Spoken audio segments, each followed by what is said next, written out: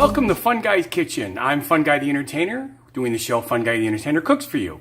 Today we are going to do, by request, a pork product. We are going to do a boneless stuffed pork loin.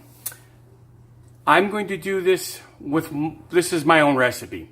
I like to mix a bunch of different things together. One of my favorite things to do with pork is to add bacon to it. So what we're going to do right off the bat, I should give you the list of things that we're going to need. You're going to need roughly 6 pieces of bacon, which we will cut up. You're going to need apples. You're going to need cranberries. I'm using Craisins.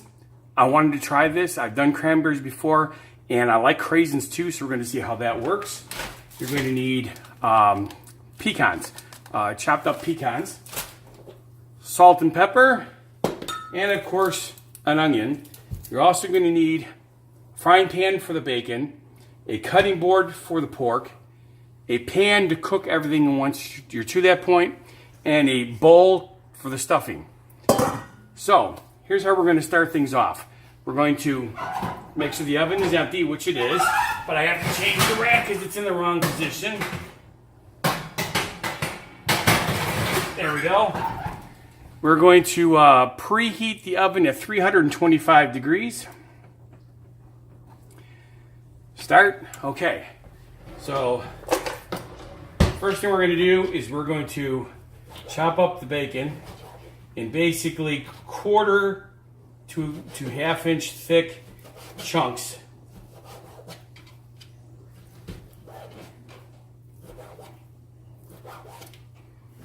The way this is going to work the best, actually it's starting to build up here, is we're going to start the bacon. Actually, we're going to cut the pork while we're waiting. I don't like cutting the pork too early, but I have a feeling that once I start cooking, since I am working in tight quarters here, the pork is going to be in the way. So, the pork loin needs to be roughly 3 pounds.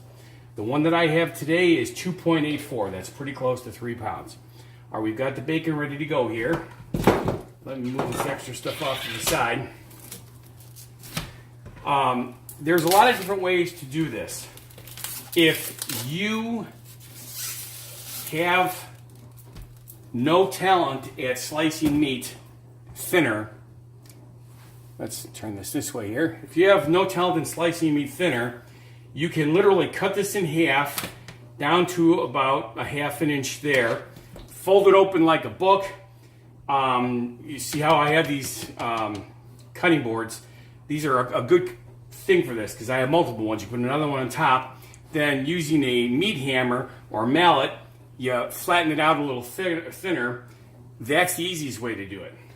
However, the best way to do it, if it works, is you cut the top at about a half an inch, and you're going to go all the way through to about a half an inch from going all the way through. So I said that kind of wrong. I shouldn't have said it as going all the way through. You want to cut till you're not all the way through, till you're at about a half inch. Then you cut down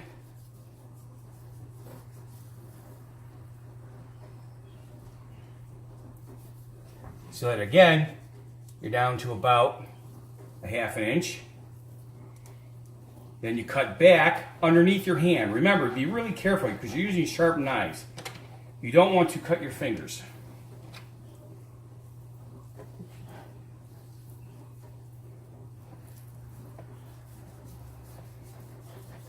At this point, you can start lifting it.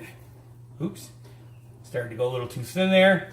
That's another reason why you want to double check things.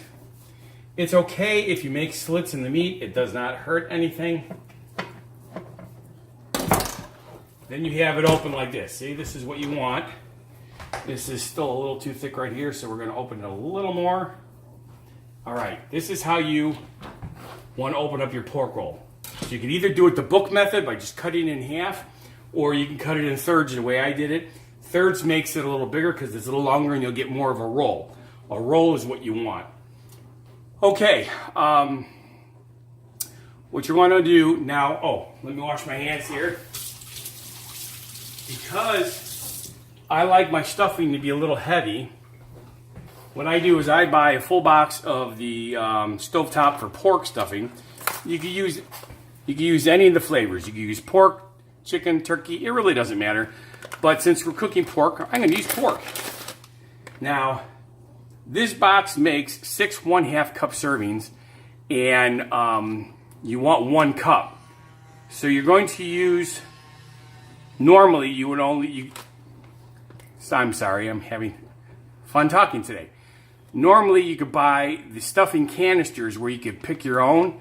But what I like to do is add extra stuffing because I like stuffing. So what we're going to do is read the instructions on the box. I believe it's 1 1/2 cups of water. So we'll grab 1 1/2 cups of water here.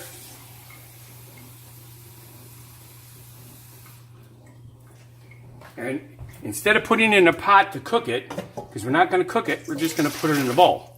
Okay? Regular tap water, not heated, nothing. Then pour the mix in. And stir it so that it can start absorbing. We don't have to pre-cook the stuffing mix. All we want is the stuffing to start soaking up the water so that we can spread it similar to a paste. All right, so that's all mixed up really good. Let me put it off to the side. Now we're going to start the bacon. Okay. Because this is meat, and if you recall from an earlier show, I remind you, do not mix meat and vegetables or fruits on the same board. So we're going to put this out of the way, and we're going to pull out another board. You notice they're color-coded, which is very convenient. So what we're going to need now is basically 1 cup of chopped apple. Now, it has been a really, really, really long time since I have chopped an apple and measured it. So let's see what happens. Now this one's got a big bruise on one side of it, so I have a feeling that part of this apple is not going to be any good. This side feels kind of soft, but let's see what happens. We're going to cut it down. You can use whatever kind of apple you like. I was going to go with Granny Smith's, but they had a special on these Macintosh, so we're going to use the Macintosh. Here's that little bad spot. It's really not that bad. It looked worse than it is, which is excellent.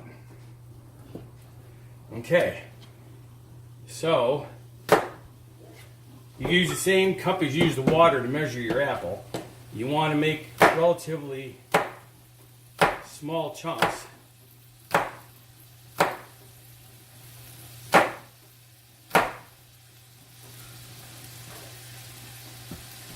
Okay, so I have a feeling we're going to need a couple of apples. You hear the bacon sizzling already, which is excellent.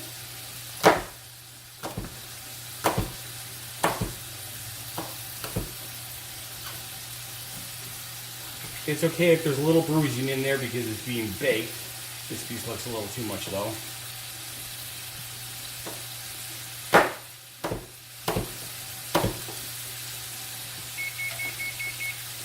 See, I told you this is a pretty good oven. It's already at the temperature. Granted, we weren't going that high. Okay, 1 apple brought us to just short of a cup. Oh, actually, we have another one here, so another piece here. It looks like 1 apple is probably going to be exactly what we need for this.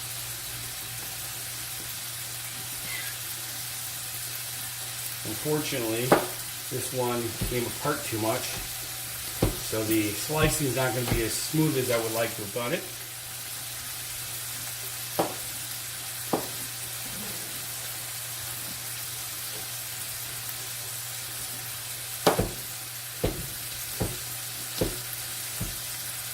as I'm sure you realize when you make an apple pie, it's the same thing. It's okay if there's some bruising on the apple, because once you bake it, it's all different anyway. So yes, 1 apple is sufficient. We're good on that. So I'll put these off to the side. We don't need them. Okay.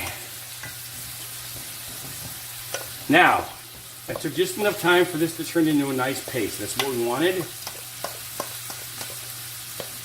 And we can dump the apples right in here.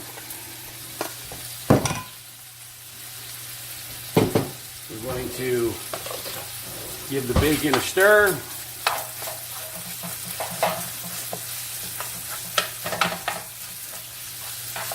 At some point we want all these little pieces to come apart. We're also saving the grease. The grease is going to come in handy. You'll see that in a little bit here. Bacon grease is one of those things that you can save in your refrigerator for a really long time. I have 2 cups in my refrigerator. One is the cup that I am using. The other is the one that I'm filling every time I make bacon products, bacon and eggs and stuff like that. It's great for making hash brown. The amount of things you can cook in bacon grease to add flavor and to keep the stuff from sticking is unbelievable. I'll take bacon grease over vegetable oil any day.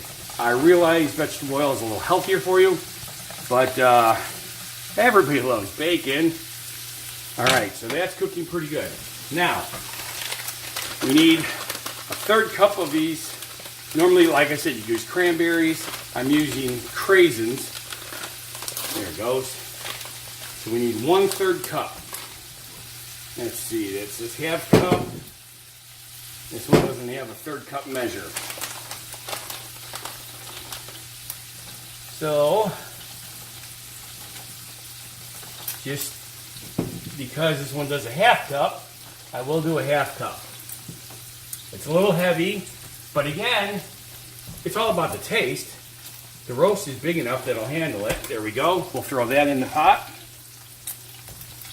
We also need a 1/3 cup of the pecan pieces.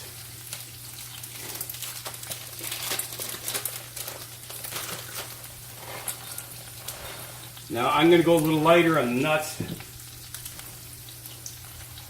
I'm going to try to hit that 1/3 cup. That looks like pretty close to a 1/3 cup. We'll toss that in here. And we need a 1/4 cup of finely chopped onion. So we will cut this onion up like this. Take off the extra skin, or the dry skin, not extra skin.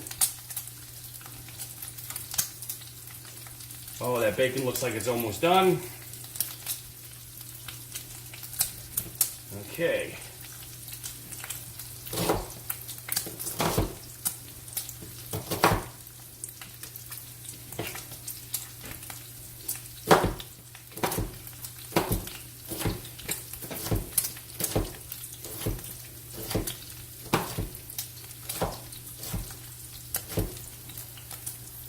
See how close we came. It looks like I probably got a little bit much. Yep, it was a bit much, but that's a 1/4 cup there, so we'll throw that in here.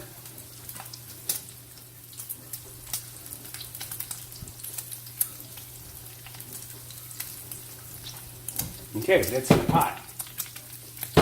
Now, let's stir this bacon here. Oh yeah, look at this. Really, really nice. It's just about there.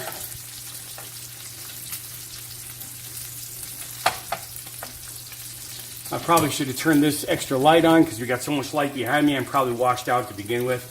Sunny days, we're finding out that sometimes it screws up the lighting on the camera. Too much lighting behind us.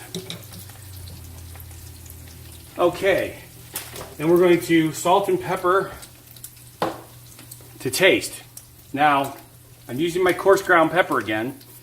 Didn't really need to do that on this because we're never going to see the pepper. It's going to be inside the pork.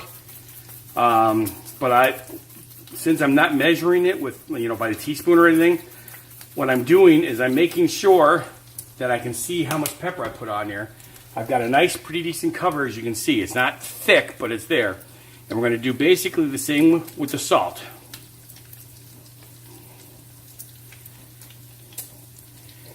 Okay, I'm going to turn off the bacon, and I'm going to mix this a little bit.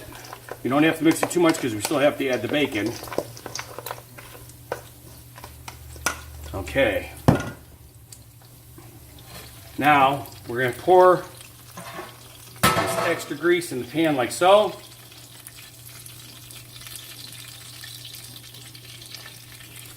And then we're going to put the rest of the bacon in with everything else. And a little bit of the grease. It won't hurt it at all. Okay, let's get this out of the way. We don't need it anymore. Now we need to mix this really good. It's going to be kind of a thick paste. It's not going to be all that moist because the pork is going to add moist to it while it's cooking. So once you get a nice, good mixture like this, see how that looks? It's a nice, good mixture in here. We're going to move the vegetable stuff out of the way and bring the meat back down. Now, we're going to literally pour all this in onto the meat. One of the things I forgot to get was, it's called baking twine. It's made for high temperatures. If you ever buy a boneless pork sirloin roast, they usually have it wrapped and you cook it wrapped. I don't have that today, so what we're going to do is we're going to cheat a little bit. You can use big toothpicks if you have them, but I don't have those either. But you want to spread this out really good, nice and as even as you can get it. Like most foods, here, let's try this here. Like most foods, perfection is not all that important. If this was a restaurant, obviously you'd want it to be as close to perfect as possible. But this is for your family, or my family is the case, is on this. So it doesn't have to be exactly perfect, but you want a nice, decent, semi-even spread of the stuffing. Okay. Doesn't that look good? Now, this pan has not been in the oven yet, so we're going to swish it around a little bit. Swish it, not slish it. Swish it around. Make sure the pan is completely covered by bacon drippings. Okay. Then we're going to roll the roast. It's not that difficult. You just have to go slow.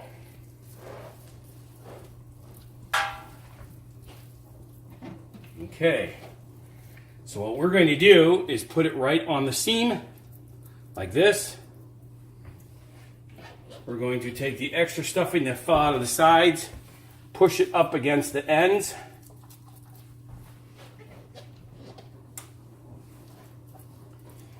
All right. Wash your hands real quick.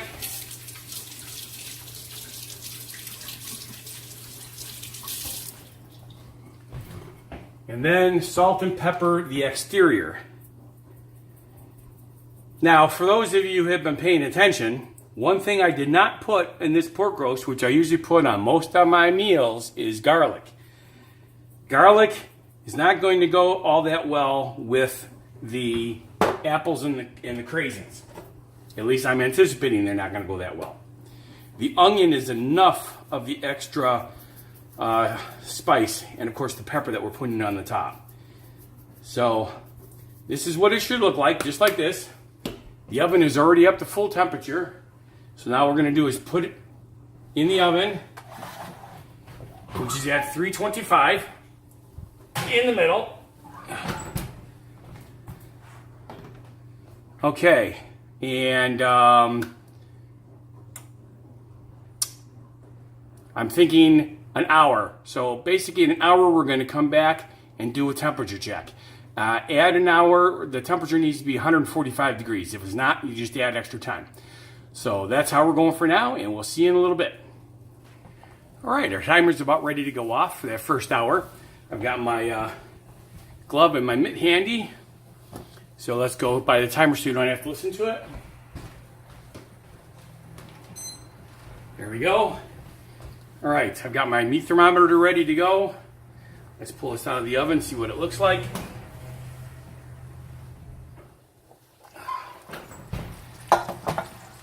Well, that looks pretty good. Now remember, we need this to say 145 degrees. I am not looking like it's coming even close to that, which is really surprising. It looks like it's at 115 degrees. So that means we need to give it quite a bit more time. I'm going to do another 20 minutes and then we'll come back. Hey there, something that I completely forgot. I do it a lot because just like everybody else, we're all very busy. The meat is supposed to come out of the refrigerator 2 hours, at least 2 hours. 2 to 3 hours is better. 2 hours before you go to use it so it can get to room temperature. That is why this took a lot longer. I ended up cooking it for an hour and a half. I'm pretty sure it's going to be done now, so I'm just going to turn off the stove, turn off the timer for you. All right, let's see how close I am. Oh yeah, see now, that looks a lot better. As you can see, it has a nice brown color on the outside. We'll put the thermometer in there. It's shooting up pretty good.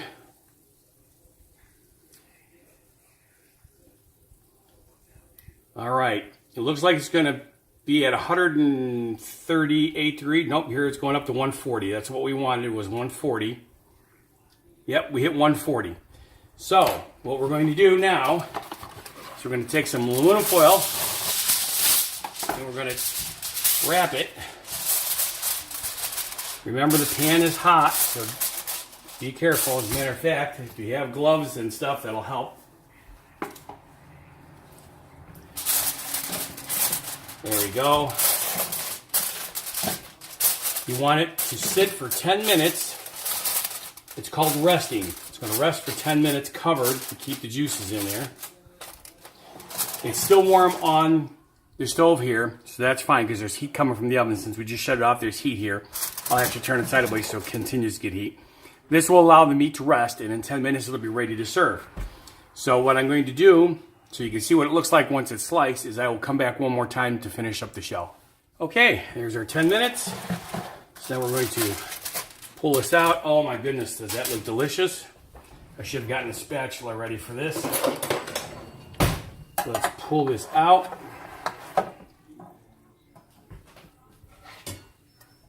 We keep the extra sauce here, or the extra stuffing I should say. Obviously there's more that can be added. Now, just to give you a look, this is what it's supposed to look like. It's all wrapped up in there. And what we're going to do, oh, there we go. We just slice it. I'm not sure if we can see that. No, it's too far away. It's what I was afraid of. That's, I may have screwed up most of the video here. So, let's see. But now that I've sliced a piece, you can take a peek at this. How is that? Is that not fantastic? So this is what we're serving today. This is a stuffed pork loin. I hope you enjoyed the show today. I'm Funguy the Entertainer cooking for you in Funguy's Kitchen on Facebook, and we look forward to doing more shows. Remember, share this video with other people, subscribe and like. That's how you get ahead. We're building really good momentum. Our other show, What Happened to the World Today, is doing very well. We just had our 100th show, so we're kicking butt on that one. So I look forward to seeing you guys, and if you make comments, and look forward to talking to you. Enjoy your dinner.